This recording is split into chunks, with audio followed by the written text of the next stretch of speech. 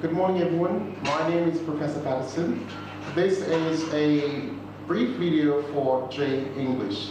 Today, I want to teach you how to form the past simple. Let me draw your attention to this side of the board. Here we have the word walk. It is a verb. The way you form the past simple is simply to add the letters E-D. Okay? So the word walked changes to walked. You add EDs in cases of regular verbs. Now, it is not enough to just say you add ED onto the base form of the verb. It is always good and practical to try and use the conjugated verb in the context of a sentence. There's a sentence on the board and I'll read it to you. Yesterday, I walked to class. Yesterday, I walked to class. Base form of the verb plus ed. That is how you form the past simple or the past tense. Now, I want to draw your attention to the other side of the board where we have more examples of forming the past simple, and we have subject pronouns plus the same verb, walk, plus the ed. I shall read it to you. I walked, you walked, he, she, or it walked, they walked, we walked. Ladies and gentlemen, as simple as that's how you form the past simple. Base form of the verb plus ed for regular. In the next segment, we will bring you more examples of how you form the past simple. Thank you very much.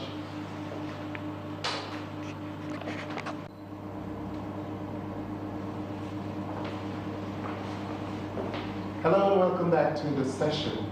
I want to continue with the theme of how you form the past simple, how you use the past simple.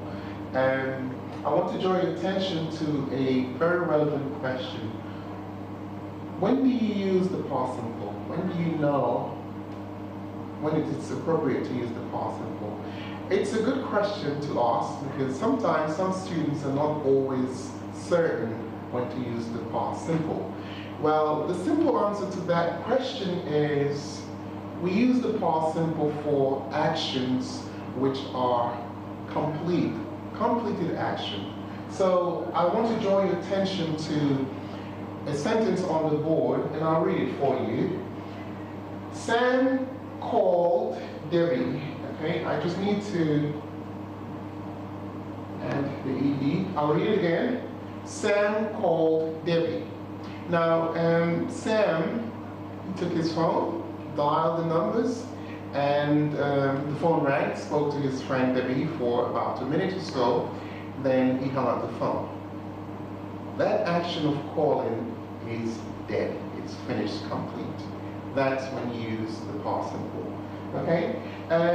We also use the past simple not just for one activity, but a series of activities. So during the course of the day, we do many things, multiple things. Okay? So we use it for more than one action or a series of actions. I want to draw your attention again to the next sentence on this side of the board, and it reads, I live, okay, and I'll put the D here to indicate past. I lived and worked in Brazil for 2 years. I lived and worked in Brazil for 2 years. What that means is I no longer live in Brazil, I no longer work in Brazil. In fact, I moved to another country altogether.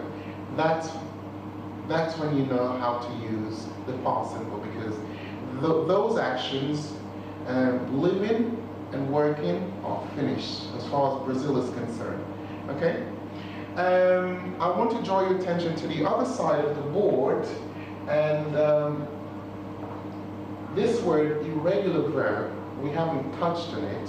So far we've talked about forming the past simple for the regular, and regular verb there's one rule which applies, and that is to put it in the past, you add ed.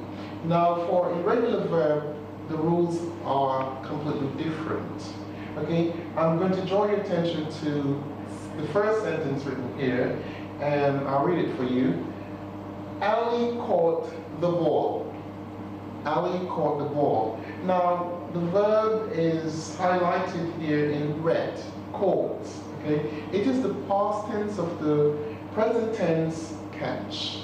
If you notice, there is no ed at the end of the verb. That's why it's called irregular. It breaks the rules. It's irregular. Okay?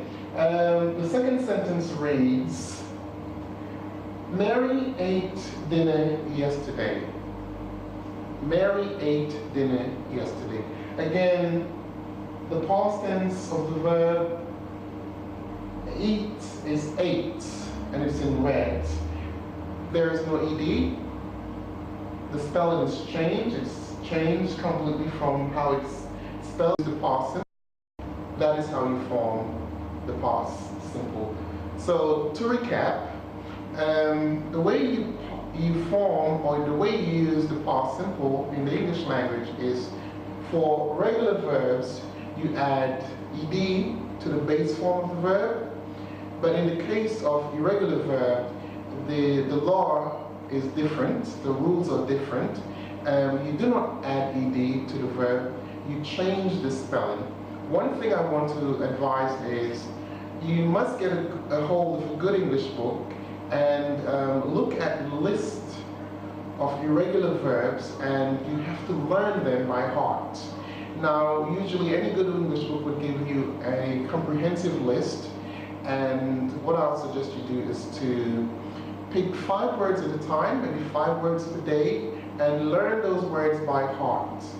Okay? Thank you very much for watching our video. I hope it was useful to you. Thank you.